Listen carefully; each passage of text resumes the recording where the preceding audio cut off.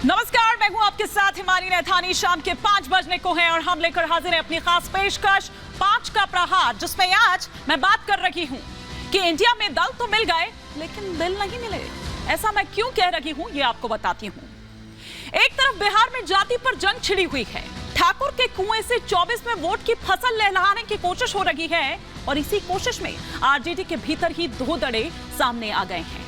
मामला ठाकुर बनाम ब्राह्मण हो गया है। तो वहीं इस खींचतान के बीच नीतीश पहुंच गए फुलवारी शरीफ मन्नत मांगने कि बिहार का सीएम ही पीएम हो। तो आरजेडी ने भी इस मांग को दोहरा दिया और पीएम के लिए नीतीश को ही सबसे उपयुक्त कैंडिडेट बता दिया। मन्नत तक तो ठीक था, लेकिन नीतीश की मन्नत पूरी होने की राह इतनी आसान भी नहीं है। आसान इसलिए नहीं है क्योंकि जिस गठबंधन को उन्होंने खाद पानी देकर सींचा था और भानुमति का कुनबा जोड़ा था, उसमें कुछ भी ठीक नहीं चल रहा है।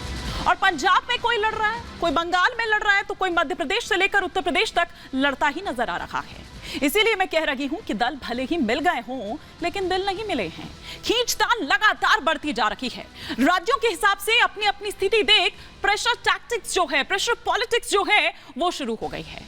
अब सवाल तो यह है कि अगर ऐसे ही आपस में भिड़ेंगे तो मोदी से कैसे लड़ेंगे।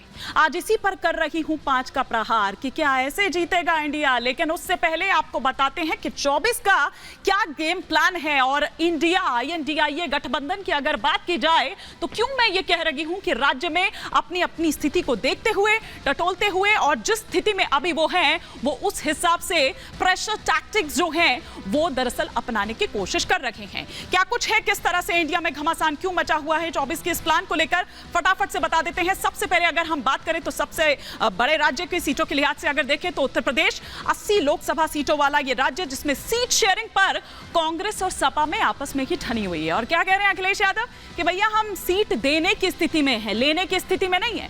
पश्चिम बंगाल की बात करें, 42 लोकसभा सीटों वाला अगर राज्य की बात करें तो टीएमसी और कांग्रेस में जबानी जंग देखी जा रही है। बल्कि अधीर रंजन चौधरी तो यहां तक कह गए कि राक्षसी राज चल रहा है बंगाल में।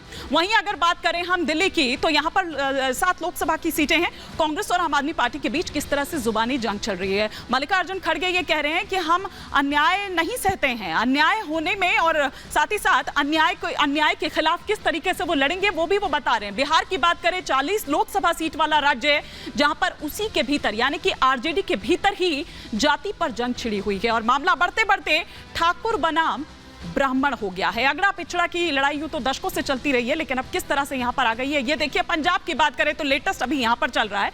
13 लोकसभा सीटों वाला ये राज्य की अगर बात करें तो यहां कांग्रेस और आम आदमी पार्टी के बीच खींचतान जबरदस्त तरीके से चल रही है। क्यों चल रही है? क्योंकि सुखपाल सिंह खैरा की अगर बात करें तो नशे के मामले में, ड्रग्स के मामले में दरअसल जो उनकी गिरफ्तारी हुई है उसे लेकर कांग्रेस आम आदमी पार्टी पर हमलावर है। अब ऐसे में कुछ सवाल खड़े हो रहे हैं 5 का प्रहार के। एक एक सवाल वो आपके टेलीविजन स्क्रीन पर। ये पहला सवाल कि INDIA में दल मिले, दिल नहीं मिले। दूसरा सवाल जो आपकी स्क्रीन पर चेंज हो रहा है वो ये कि अखिलेश यादव और अरविंद केजरीवाल ने क्या अलग अलग राह पकड़ ली है, अब यहां से ये नजर आ रहा है। तीसरा सवाल जो आपकी स्क्रीन पर चेंज हो रहा है वो ये कि राज्यों में नहीं है साथ, क्या 24 में कैसे देंगे मात। चौथा सवाल जो आपकी स्क्रीन पर आ रहा है वो ये कि ठाकुर के कुएं से 24 में होगी वोट की खेती। पांचवा और अंतिम सवाल जो आपकी स्क्रीन पर आ रहा है वो ये कि आपस में ही लड़ेंगे तो मोदी से कैसे भिड़ेंगे, ऐसे कैसे जीतेगा इंडिया, क्या ऐसे जुड़ेगा इंडिया, क्या ऐसे लड़ेगा इंडिया। ये देखने वाली बात होगी। ये वो तमाम सवाल हैं जिनके इर्द गिर्द आज हमारी चर्चा रहने वाली है। लेकिन आगे बढ़े उससे पहले आपको दिखाती हूं एक छोटी सी रिपोर्ट।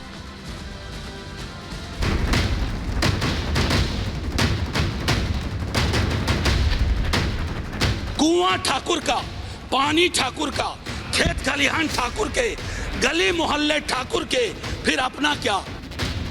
ठाकुर के कुएं से वोट की फसल सींचने की तैयारी थी। जाति विशेष को टारगेट करके ठाकुर का कुआं लाया गया। सही बात वो बोले सर, कोई राजपूतों के खिलाफ उन्होंने नहीं कहा। आरजेडी के भीतर खाने सियासी आग लगी थी और बिहार में जाति पर जंग जबरदस्त छिड़ी थी। जातीय विभेद लालू जी के राजनीतिक रस बस गया है उनके व्यवहार में।